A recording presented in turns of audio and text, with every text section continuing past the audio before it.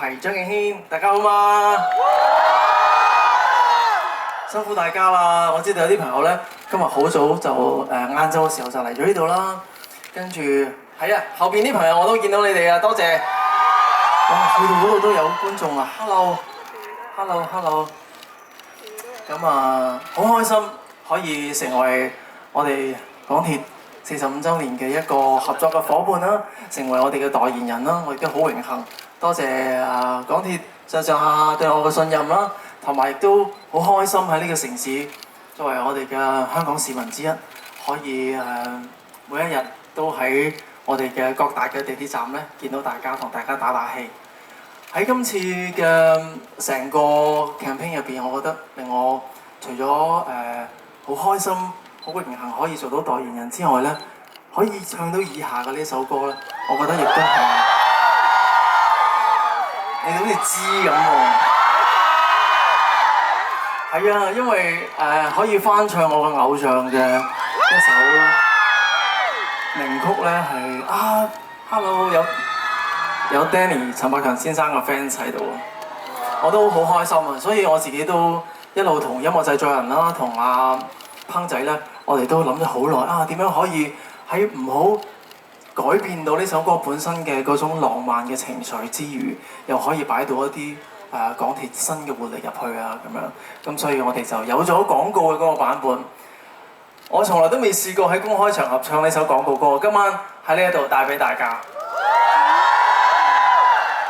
咁我覺得地鐵嘅車廂係一件好神奇嘅事嘅。除咗大家有時喺一啲Facebook 群組啊，喺 IG 見到一啲奇人奇事之外，其實大家每一日返工啦、放工啦、去拍拖啦，跟住成長啦，有好多好多我哋人生嘅足印係留咗喺我哋嘅地鐵入邊嘅。咁以下呢首歌，希望佢嘅旋律、佢嘅回憶又好，定係一個嶄新嘅旅程，都可以帶俾大家。喺未來嘅時間，繼續通過我哋四通八達嘅港鐵嘅線路，去將你帶到唔同人生嘅新嘅高度。送俾大家以下嘅呢一首幾分鐘的約會 ，Thank you。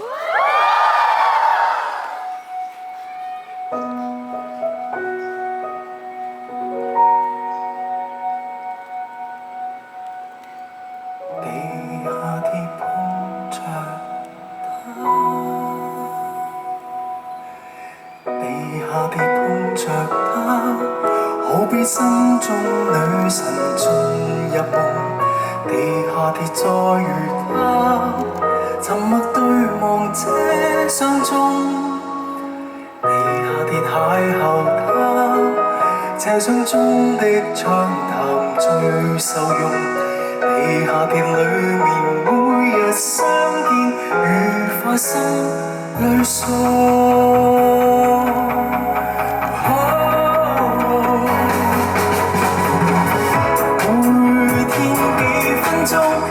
心聲要通，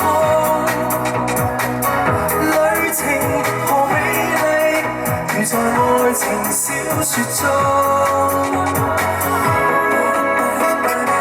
已在1秒鐘。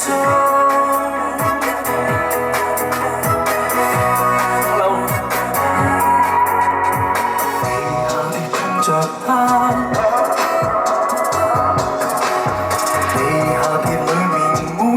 相見愉快，心裏送。每天幾分鐘，共你心聲要通。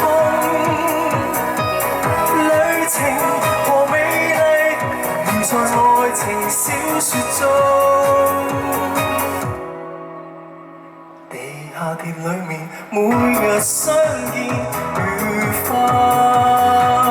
心裏訴。